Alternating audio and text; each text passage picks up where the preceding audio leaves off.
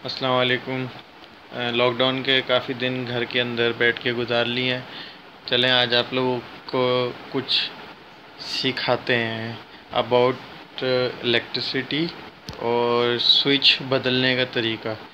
ये जो हमारे स्विच बोर्ड होते हैं यहाँ जो लगे हुए हैं, ये इनकी वायरिंग के हवाले से, और अगर आपने स्विच बदलना हो घर में ख़ुद से, उसके हवाले से कुछ बताना चाहता हूँ। तो ज़रा ये इस वीडियो को गौर से देखिएगा।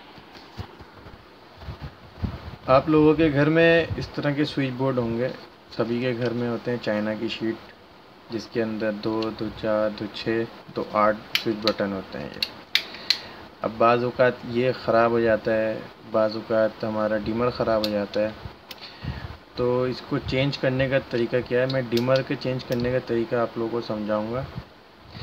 इसको आपने खोल लेते हैं यहाँ से स्क्रूज़ के ज़रिए, और जैसे कि ये हमारा डिमर है, ये ख़राब हो गया है, इसको हम चेंज करेंगे इस तरीके से। ये जो है इस तरह से ये निकल आता है। इसका जो वायर होता है, एक जो वायर, दो वायर होते हैं इसके, एक जो है आपके पंखे में जा रहा होता है, और एक जो सीरीज़ जो डायरेक्ट आ रही होती है, जिसमें करंट 24 आवर्स चल रहा होता है, यहाँ से लेके यहाँ तक उसके अंदर टाइट किया जाता है। मैं करके दिखाऊंगा अभी आप लोगों को।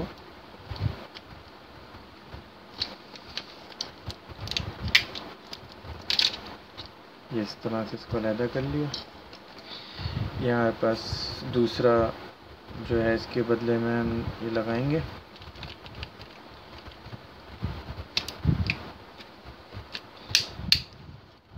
अच्छा, ये जब आप लोग कर रहे होंगे उस टाइम तो आप लोग को बिजली अपनी ऑफ़ करनी पड़ेगी, क्योंकि ये तो भी सैंपल है, तो करंट से बचने के लिए ये इस तरीके से आपने इसका ये चेंज कर लिया। और इनमें से कोई सा भी वायर, भले ये वाला हो या भले ये वाला हो, कोई भी वायर, इसमें प्लस माइनस का कोई चक्कर नहीं होता। न्यूट्रल तो आपका पंखे का ऊपर से ही दिया हुआ होता है, इसमें ये दोनों फेज़ ही हैं। इसको हम मर्ज कर देंगे इसके साथ, जिसमें करंट 24 आवर्स रहता है।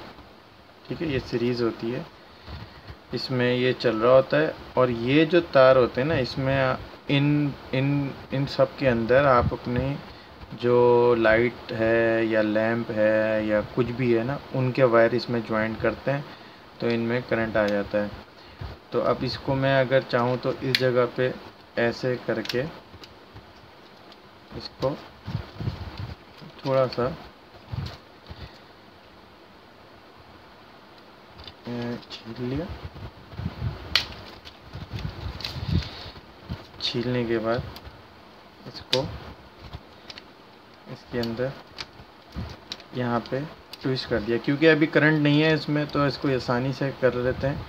लेकिन आप लोग जब करेंगे तो उसमें आपको जो है इसके अंदर करंट जो है वो पहले देखें चुभ गया।